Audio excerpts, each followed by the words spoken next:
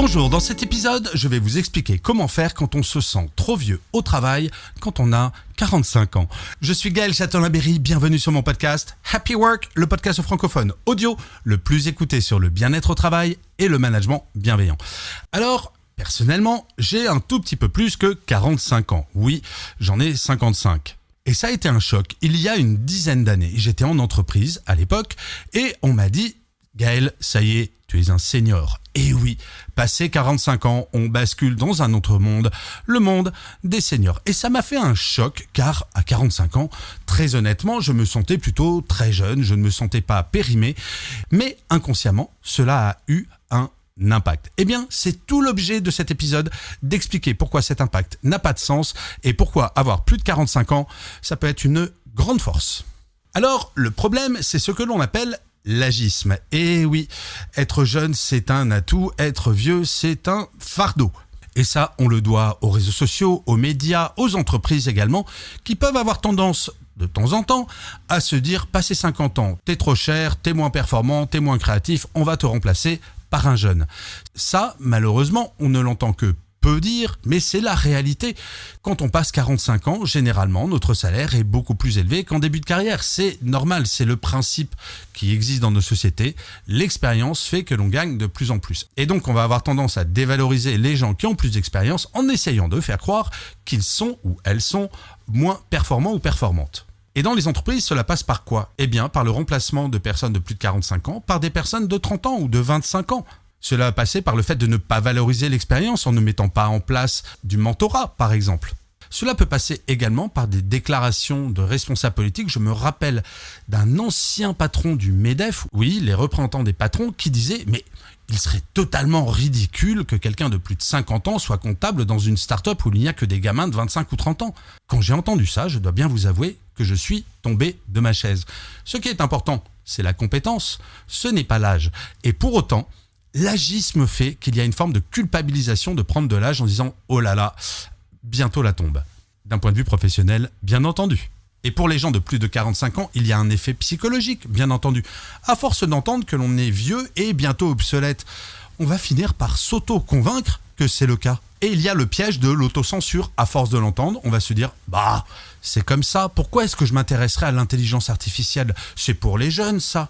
Et on finit par s'auto-convaincre de cela, sans même essayer de lutter contre. On se dit « C'est normal, j'ai passé 45 ans, donc je vais attendre la retraite. » Et ça, j'en entends des salariés qui se disent « Passé 45-50 ans, on va commencer à penser à notre retraite plutôt que de penser à notre avenir professionnel. On en a plus derrière que devant, donc je lâche l'affaire. » Et en fait, c'est un cercle vicieux, car plus l'on doute, moins on va agir. Et bien des seniors ont tendance à nourrir leur propre obsolescence.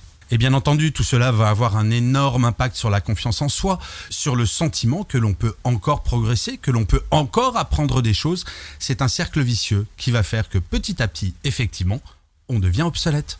Mais ce que l'on oublie beaucoup concernant les seniors, c'est par exemple leur stabilité émotionnelle. Quand on a 45 ans, qu'on se trouve face à un problème gigantesque au travail, on ne va pas réagir de la même manière que quand on a 20 ans. On a l'expérience de ces crises. On va rester calme, on va rester posé et peut-être qu'on va même avoir connu le même genre de crise il y a 10 ans et qu'on va savoir la gérer 10 fois mieux que quelqu'un qui n'a pas d'expérience. C'est un atout immense d'avoir ce recul, pour regarder les choses différemment, pour les mettre en perspective, ce que ne pourra jamais faire quelqu'un de 20 ans. Ce n'est pas parce que la personne de 45 ans est meilleure, c'est juste parce qu'elle a plus d'expérience. Et ne l'oublions pas, quand on a 45 ans, il nous reste encore 20 ans de carrière. C'est absolument gigantesque. Quelqu'un qui arrive sur le marché du travail à 25 ans, va avoir 20 ans de carrière quand il arrive à 45. C'est la moitié de sa carrière professionnelle. Et donc, il faut relativiser ce concept de senior. Ce n'est pas comme si c'était la retraite qui approchait. Ce n'est pas vrai. Et d'ailleurs, je le constate quasi quotidiennement, beaucoup de personnes entre 40 et 50 ans profitent de cette expérience pour se réorienter, pour se poser des vraies questions, pour se dire est-ce que c'est vraiment cela que je veux faire pour la deuxième moitié de ma vie professionnelle. Et c'est extrêmement intéressant de voir ces reconversions, ces changements de métier, car ils se font de façon beaucoup plus zen. Quand on a 20 ans, on ne sait pas trop ce que l'on veut faire dans sa vie. Quand on en a 45, on sait très précisément ce que l'on ne veut plus et ce que l'on veut. Et c'est ainsi que cette tranche d'âge est la plus pertinente. Alors comment faire pour reprendre le pouvoir sur son âge ? Eh bien déjà, se poser les bonnes questions, faire le bilan de vos forces, faire le bilan de ce que vous avez fait de bien et de ce que vous pouvez apporter. Il faut changer votre regard et regarder le verre à moitié plein plutôt que le verre à moitié vide. Oui, à 45 ans, vous avez probablement un tout petit peu plus de rides que quand vous aviez 25 ans. Oui, ok. On s'en moque un peu car de facto, c'est la nature, c'est tout à fait normal. Mais par contre, regardez, faites le point sur l'expérience accumulée, sur tout ce que vous savez faire aujourd'hui que vous ignoriez totalement quand vous aviez 20 ans, y compris votre réaction, par exemple, au problème. Ensuite, il faut réapprendre à être curieux. Au même titre qu'à 20 ans, vous alliez voir peut-être de nouvelles choses parce qu'il y avait plein de choses à apprendre. Eh bien là, si par exemple vous ne connaissez pas l'intelligence artificielle, eh bien, vous pouvez très bien vous mettre à ChatGPT ou à Mistral, très simplement, dans votre vie personnelle et d'utiliser ces outils, d'être curieux. Je crois que la curiosité, c'est la chose la plus importante et qui va maintenir votre cerveau jeune et donc vous maintenir jeune. Et puis, il faut que vous osiez parler de votre âge, de revendiquer le fait que, eh oui, j'ai pas 30 ans, mais par contre, j'ai tel atout. D'être fier de notre âge, de notre expérience et de savoir la mettre en valeur, non pas pour dire « oui, oh, les jeunes cons, ils sont quand même vachement moins bien que nous ». Pas du tout. On est complémentaires. La fougue de la jeunesse est géniale si elle est tempérée par l'expérience des plus âgés.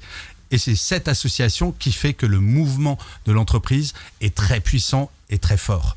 Ce qu'il faut, c'est vraiment de l'intergénérationnel. Il n'y a pas que du positif à être senior et il n'y a pas que du positif à être junior.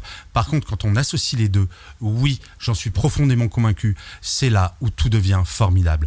En fait, je crois que ce qu'il faut retenir de cet épisode, s'il n'y avait qu'une seule chose à retenir, c'est le fait que prendre de l'expérience, cela apporte des comportements et des regards sur les problématiques totalement différents. Et ça, c'est un atout qui n'a pas de prix.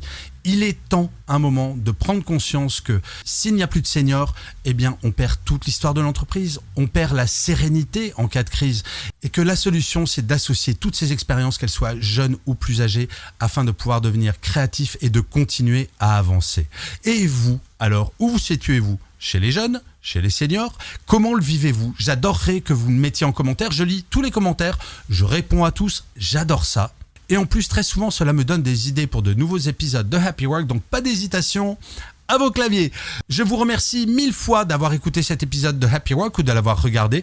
N'hésitez pas à le partager si vous l'avez apprécié, à vous abonner sur votre plateforme préférée. Ces deux choses sont très importantes pour que Happy Work dure encore très longtemps et en plus de vous à moi, cela me fait toujours très plaisir. Je vous dis rendez-vous à demain et d'ici là, plus que jamais, prenez soin de vous. Salut les amis.